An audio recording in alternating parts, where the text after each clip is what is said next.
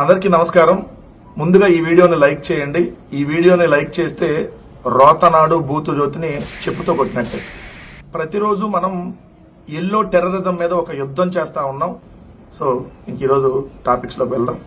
ఈరోజు అమరావతికి మళ్లీ శంకుస్థాపన చేసేటటువంటి కార్యక్రమానికి దాదాపుగా 500 నుంచి 700 కోట్ల రూపాయల ఖర్చుతో చంద్రబాబు నాయుడు గారి కూటమి ప్రభుత్వం నరేంద్ర మోడీ గారిని తీసుకొని వస్తా ఉంది. దానికి సంబంధించి రోజు హైపిస్తా రాస్తున్నాయని చూసాం కదా. దానిలో భాగంగా ఈరోజు ఈనాడు పెట్టినటువంటి హెడ్డింగ్ అమరావతి నిర్మాణానికి పునఃసంకల్పం అని పెట్టారు హెడ్డింగ్. ఈ హెడ్డింగ్ కంటే ముందు పత్రికలో పెద్ద యాడ్లు వేశారు. ఏదైతే అన్ని పత్రికల్లో వచ్చినాయి ఆ యాడ్లో నారా లోకేష్ ఫోటోను పవన్ కళ్యాణ్ గారి ఫోటో కూడా వేశారు. మరి ఏ హోదాలో వాళ్ళకి వేశారో తెలియదు. అమరావతి పునఃప్రారంభమని ప్రభుత్వం 100 కోట్ల రూపాయలు ఖర్చు పెట్టి అన్ని తెలుగు దినపత్రికలు ఎక్సెప్ట్ సాక్షి, అన్ని ఇంగ్లీష్ పత్రికలు, అన్ని హిందీ పత్రికలు ఆంధ్రప్రదేశ్లో వచ్చేటటువంటి, అన్ని ఉర్దూ పత్రికలు ఆంధ్రప్రదేశ్లో వచ్చేటటువంటి అన్నిటికీ యాడ్లు ఇచ్చారు. సో అలానే టీవీలో కూడా. సో వీటన్నిటికి సంబంధించి చూస్తే నారా లోకేష్ ఫోటో ఏ హోదాలో వేశారు? షాడో సీఎం హోదాలో వేశారా? Pawan Kalyan photo deputy CM అయినా కూడా రాజ్యాంగబద్ధ పదవి కాదు, దాన్ని వేయటానికి కూడా లేదు.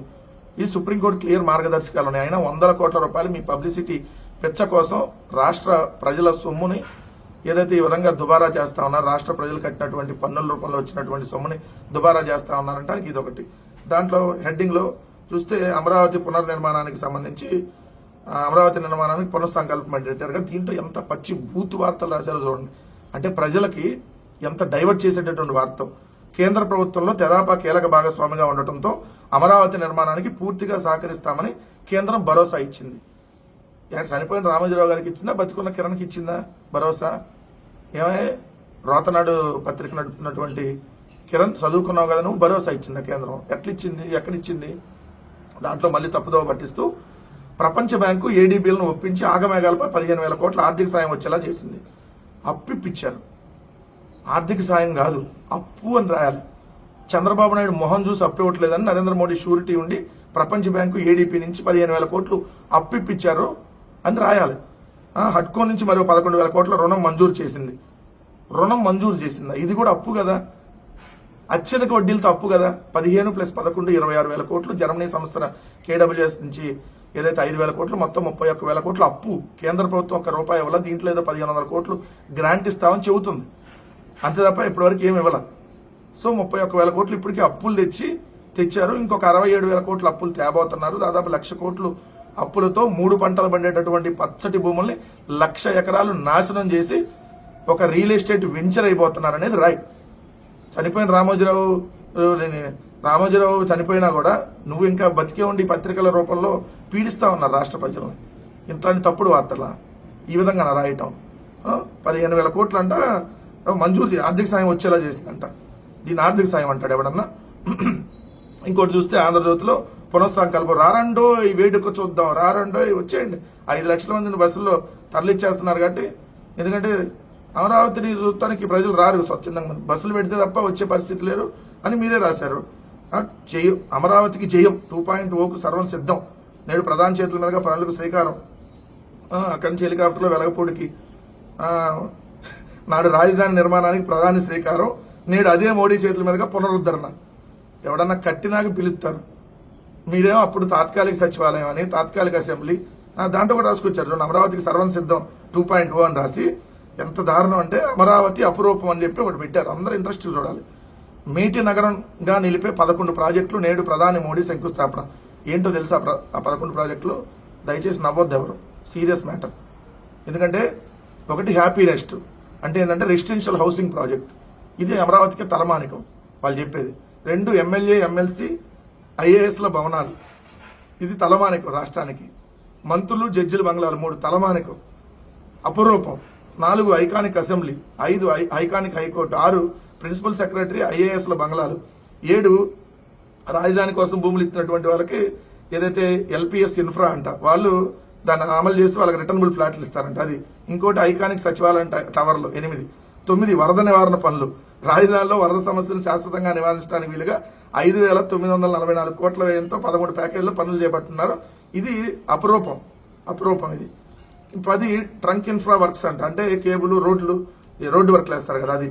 ఇంకోటి కూడా రోడ్డు అనుబంధ పనులు 11. ఇవి అమరావతిని మేటి నగరంగా నిలిపే 11 ప్రాజెక్టులు అంట. ఏదన్నా మున్సిపాలిటీలో కట్టరా? మున్సిపల్ ఆఫీసర్కి సంబంధించినటువంటి మున్సిపాలిటీ బిల్డింగు, జిల్లా ఆఫీసర్కి వస్తే జిల్లా కలెక్టర్ కార్యాలయం, అక్కడ రోడ్లు, అక్కడ గవర్నమెంట్ గెస్ట్ హౌస్లు కట్టరా? జిల్లాలో కూడా కడతారు కదా, ప్రతి జిల్లా హెడ్ క్వార్టర్లో. ఇప్పుడు రాష్ట్రంలో కామన్గా ఏంటి? అసెంబ్లీ, సచివాలయం, హైకోర్టు, ఏదైతే ఐఏఎస్ బంగళాలు, ఏదైతే ఎమ్మెల్యే ఎమ్మెల్సీ క్వార్టర్స్, ఈ రోడ్లు ఈ కామన్గా వేసేదే కదా. దీంట్లో కొత్తగా చూడండి, అసలు వరద నివారణ పనులు అంట. ఇది అమరావతిలో మీటిగా నిలిపే 11 ప్రాజెక్టులో ఒకటంట. జనాలను ఎంత పిచ్చోళం చేస్తున్నారు, ఎంత వెర్రోళం చేస్తున్నారు. అంటే ఏ రాష్ట్ర రాజధానిలో అయినా కామన్ గా ఉండే కార్యక్రమాలు, ఇక్కడ మాత్రం వరదకు మాత్రం ఒక పెద్ద కార్యక్రమం పెట్టారు. ఇది పెద్ద వింత. 5,000 కోట్లతో వరద రాకుండా, ముంపు చేయకుండా 5,944 కోట్లు అంటే 6,000 కోట్లతో. అంటే వరద వచ్చేటట్టు కడుతున్నాం, 6,000 కోట్లు దానికి ఖర్చు పెడుతున్నాం వరద రానియకుండా చూడటం కోసం అని చెప్పి మీరే ఒప్పుకుంటూ రాసినటువంటి వార్త. మహా అమరావతి అంతర్జాతీయ నగరంగా అభివృద్ధికి అడుగులు, విమానాశ్రయం, స్టేడియం, ఇతర అవసరాలకు మరో 50,000 ఎకరాల భూ సమీకరణకు యోచన. క్లియర్ గా రాశారు అక్కడ. ఏమని? ఇప్పుడు ప్రభుత్వం దగ్గర రిజర్వ్ మాత్రమే కొంత ఉంది, భవిష్యత్ అవసరాల కోసం 50,000 అవసరమని సేకరించబోతున్నారు. అంటే ఇప్పుడు 44,000 కూడా కాదు, ఇంకొక 50,000 సేకరిస్తారంట. అంటే ఇప్పుడు 55,000 ఎకరాలు, ఇది ఒక 1,05,000 ఎకరాలు. ఇది రెండో దశ. మరి మూడో దశలో ఇంకొక 50,000 ఎకరాలు, ఇంకో నాలుగో దశ పెట్టి ఇంకో 50,000 ఎకరాలు. ఈ ఆంధ్రప్రదేశ్ లో 3 పంటలు పండే భూములు మొత్తాన్ని ఒక 2 లక్షలు 3 లక్షల ఎకరాలు నాశనం చేసి పడేయండి. ఇప్పటికే 55,000 ఎకరాలు నాశనం చేశారు, ఇప్పుడు ఇంకొక 50,000 ఎకరాలు తీసుకుంటారంట. ఇది అమరావతి అజరామం, అద్భుతం. అసలు అమరావతి తోపు తురుము. ఇదండి ఆ ఎల్లో టెర్రరిజం పత్రికల్లో వార్త. ప్రధానంగా 2 టెర్రరిస్ట్ పత్రికల్లో కామన్ గా ఉండేది, ఒకటి జగన్మోహన్ రెడ్డి గారిని రోజు తిడుతూ బురద జల్లుతూ వైఎస్ఆర్ కాంగ్రెస్ పార్టీని నెగిటివ్ చేస్తూ రాసేటటువంటి వార్తలు కామన్. రెండవది చంద్రబాబు నాయుడు గారిని ఆకాశానికి ఎత్తుతూ అసలు చంద్రబాబు నాయుడు అంత దార్శనికుడు లేడనేటటువంటి కోణంలో రాసేటటువంటి వార్త ఒకటి.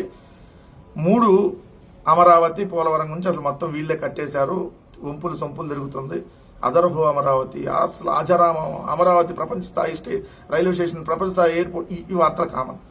సో ఈరోజు చూస్తే చంద్రబాబు నాయుడు గారు నెల్లూరు వెళ్ళాడు. నెల్లూరులో శ్రీ పొట్టి శ్రీరాములు నెల్లూరు జిల్లా నారంపేట వెళ్ళారు.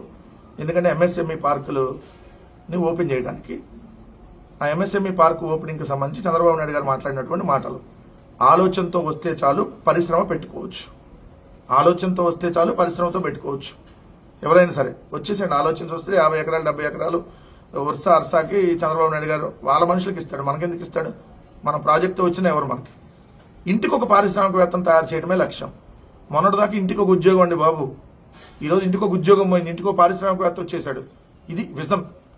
అసలు విజన్ అంటే చూడండి, చంద్రబాబు నాయుడు గారి విజను ఈ సొల్లు కబుర్లు చెప్పడం అది పెద్ద vision.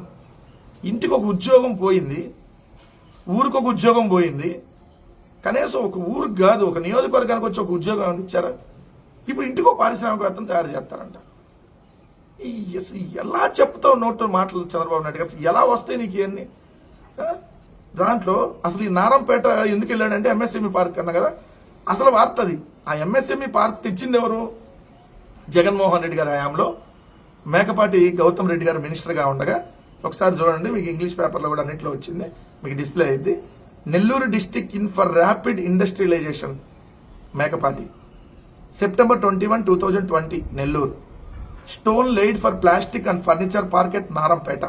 Industries Minister Mekapati Gautam Reddy speaking after laying stone for an MSME plastic and furniture park at Narsampeta on Sunday.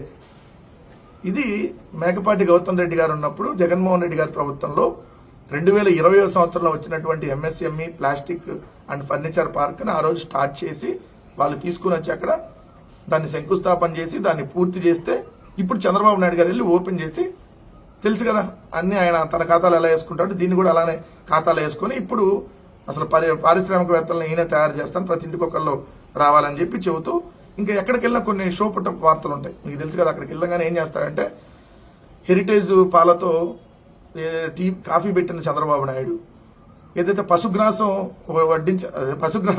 వేసినటువంటి చంద్రబాబు నాయుడు, పశువుల దానా మిశ్రమాన్ని తిప్పిన చంద్రబాబు నాయుడు ఎలా ఉంటుందో ఇక్కడ చూడండి. ఒక ఫోటో వేశారండి.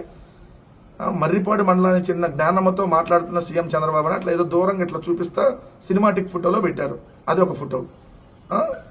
పారిశ్రామిక ఇంకొకటి చూడండి, కంకర ఎత్తి దాంట్లో వేస్తున్నటువంటి ఫోటో. కంకర ఎత్తి చంద్రబాబు నాయుడు కంకర సుత్తి, అదే కారణం ఇది కొడతారు కదా, కంకర కొట్టి సుత్తి పెట్టుకున్న చంద్రబాబు నాయుడు గారు.